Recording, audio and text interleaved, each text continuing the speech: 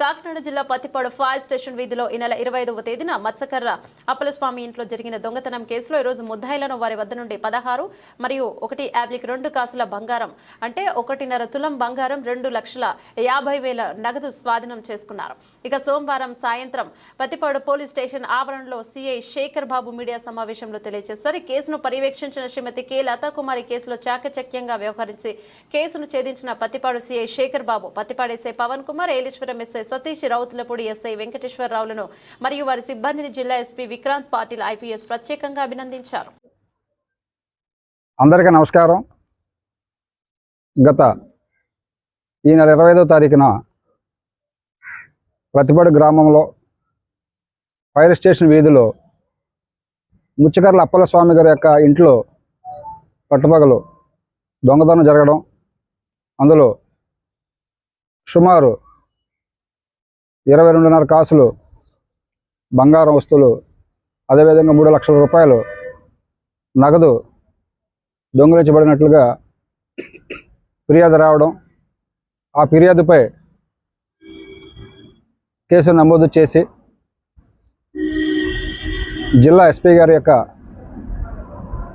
ఆదేశాల మేరకు పెద్దాపురం డిఎస్పీ గారు లతాకుమార్ గారి ఆధ్వర్యంలో సర్కిల్ ఇన్స్పెక్టర్ అయిన నేను మరియు మా circle SIs Yeleswaram SI Satish, Rowthulapudi SI, అదేవిధంగా పత్తిపాడు ఎస్ఐ వారి సిబ్బంది అంతా కూడా దీనిని ప్రతిష్టాత్మకంగా తీసుకుని 3 టీములుగా విడిపోయి ఈ కేసు యొక్క మూలాలను శోధించి ఇందులో ఈ దొంగతనాన్ని పాల్పడిన వారిని పట్టుకోవడం జరిగింది. ఈ దొంగతనానికి పాల్పడిన వారు అందరూ కూడా యువకులే. ఎవరైతే ముచ్చకర్ల అప్పలస్వామి అని ఫిర్యాదుదారు ఉన్నాడో అతని కుటుంబ సభ్యుడే ముచ్చకర్ల చాయ్ చరణ్ అనేవాడు దీని అందరికీ సూత్రధారి. ఇతను బీటెక్ చదువుతున్నాడు. వ్యసనాలకు పాల్పడి అప్పుల పాలై అది తీరే దారి లేక వాటిని తీర్చుకోవాలనే దురుద్దేశంతో తన సొంత ఇంట్లోనే ఈ యొక్క దొంగతనానికి పాల్పడ్డాడు.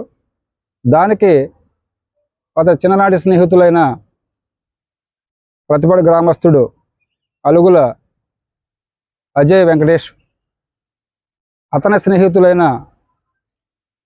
కాకినాడ వాస్తవ్యులు బలసాడి ధనుష్, పంతాడి సత్యసాయి అనే వాళ్ళక సహాయం తీసుకోవడం జరిగింది. ఈ యొక్క ఇంటిలో ఎప్పుడు ఎవరు బయటికి వెళ్తారు, తాళాలు ఎక్కడ ఉంటాయని చెప్పేసి ఆనుపాలను తెలిసిన వ్యక్తి కనుక ఇంటిలో ఎవరు లేని సమయంలో 25వ తారీఖు మధ్యాహ్నం సుమారు 2:30 గంటలకు వాళ్ళని పిలిపించి నలుగురు కలిసి ఇంట్లోకి వెళ్ళి యాజ్ ఇట్ ఈజ్గా తాళాలు తీసి దొంగతనం చేసి బంగారపు వస్తువులను నగదును దొంగిలించుకుపోయి ఇవి వాళ్ళ దగ్గర ఉంటే కనుక పోలీసులు పట్టుకుంటారని చాకచక్యంగా ఈ సాయి శరణ్ యొక్క మరొక స్నేహితుడైన బన్నీ అనే గణేశ్వర్కి ఇచ్చి కొంత 2-3 రోజులు దాయించడం జరిగింది. అలా ఈ కేసుని టెక్నికల్గా అన్ని కోణాల్లో దర్యాప్తు చేసి ఈ కేసును శోధించి ఇందులో నేరాలకు పాల్పడిన వారిని, సహకరించిన వారిని కూడా అదుపులోకి తీసుకుని 2,50,000 రూపాయలు నగదు, అదేవిధంగా 16 కాసుల బంగారాన్ని కూడా రికవరీ చేసి ఈరోజు ప్రెస్ మీట్ పెట్టడం జరిగింది. అయితే ఈ ప్రెస్ మీట్ ముఖంగా తల్లిదండ్రులందరికీ కూడా నా విజ్ఞప్తి ఏంటంటే, ముఖ్యంగా యువకులు, చదువుకునే పిల్లలు ఇంట్లో ఉన్నప్పుడు వారి విద్యా బుద్ధులతో పాటు వాళ్ళ అలవాట్లు, వాళ్ళ స్నేహితులు ఎలాంటి వాళ్ళు ఉన్నారు, వాళ్ళ యొక్క నడవడిక ఏమందుకు ఉంది అనే తప్పనిసరిగా పరిస్థితులు గమనించుకోవాల్సిందిగా కోరుచున్నాను. ఎందుకనంటే ఈ చెడు వ్యసనాలకు బానిసలై ధూమపానం, త్రాగుడు, ఇలాంటి గంజాయి మొదలగు ఇలాంటి అలవాట్లకు బానిసలై సొంత ఇంట్లోనే దొంగతనానికి పాల్పడే పరిస్థితులు వచ్చాయి. దయచేసి తల్లిదండ్రులైన వారు పిల్లల్ని అలారముద్దుగా పెంచడంతో పాటు వారు సరైన నడవడిక కలిగి ఉన్నారా లేదా అనేది గమనించవలసిందిగా తెలియజేస్తున్నాను. నమస్కారం. ప్రత్యేకంగా ఏమైనా టీములు పెడుతున్నారంటే నైట్ ఈ టికెటింగ్ ఏమైనా పెడతారా దీనికి సంబంధించి నైట్ ఈ విషయంలో అంటే రాత్రిపూట గస్తీ అనేది కొత్త ఎస్పీ గారు వచ్చిన తర్వాత మోర్ దెన్ 3 times పెంచడం జరిగింది సర్కిల్లో, మన సర్కిల్లో.